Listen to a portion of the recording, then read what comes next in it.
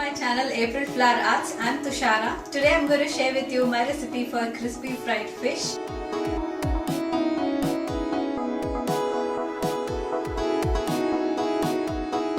In this recipe, I'll marinate the fish with some spices and then coat it with semolina or rava to give it a crispy coating and shallow fry it in oil.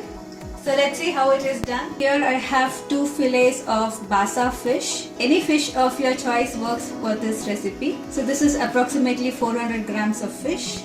So firstly I will marinate it with some spices. For that, a teaspoon each of turmeric powder and crushed black pepper and half a teaspoon of salt. Firstly I'll mix all these well. So I just spread it onto the fish. Onto that I'll add a few drops of lemon juice or lime juice and then just spread it all over the fish. In the same way I'll do with the other side as well. If you have time, you can let the fish marinate for about 10 to 20 minutes. The next step, we have to coat the fish with some more spices. For that I have taken here 3 tablespoons of rice flour. This is a binding agent as well as it gives a crispiness to the fish. Alternatively, you can also use corn flour or maida or all-purpose flour. To that I'll add 1.5 tablespoons of garlic paste and a tablespoon of ginger paste, 1.5 tablespoons of tamarind pulp. You can also add lemon juice instead of tamarind pulp, a tablespoon of red chili powder. You can add this according to your preference, and some salt to taste. Remember that we have already marinated the fish with half a teaspoon of salt, so add accordingly. So we'll mix all these ingredients and make a fine paste. You can add water if you need.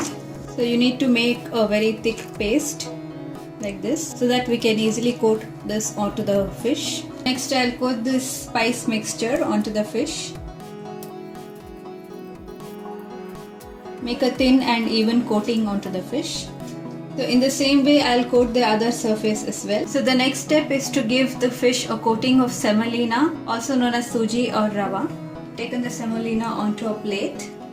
Alternatively, you can even use breadcrumbs. Just place the fish onto the semolina and flip it so that it is coated on both sides.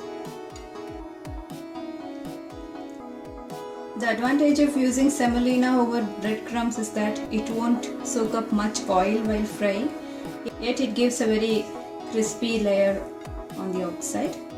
So next I'll keep this in the freezer for about 10 minutes. So this gives the time for the coating to set and also gives a very nice crispy fish.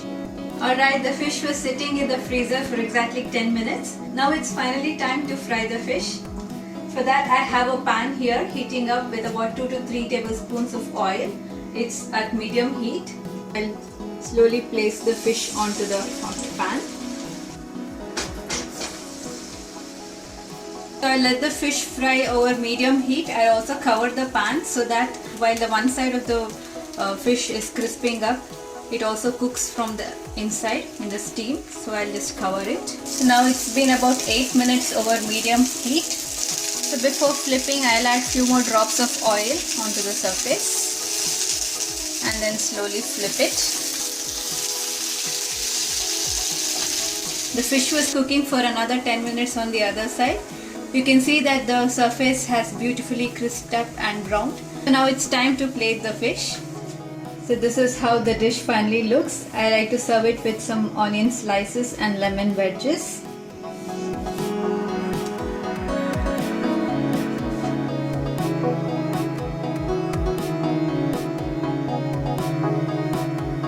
You can use the same recipe to deep fry the fish. Only thing is that you have to cut the fish into smaller nuggets. If you like this recipe for crispy fried fish, please hit the like button, subscribe to my channel. Until next time, it's bye from me. Thanks for watching.